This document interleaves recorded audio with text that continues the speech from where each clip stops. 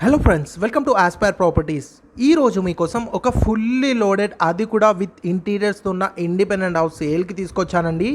Property detail చూసుకున్నట్టయితే ఇది మనకి టోటల్ 149 స్క్వేర్ యార్డ్స్లో ఈ హౌస్ అనేది కన్స్ట్రక్షన్ చేయడం జరిగిందండి విత్ G+1 పర్మిషన్. దీని యొక్క డైమెన్షన్ చూసుకున్నట్టయితే 27x50 అండి.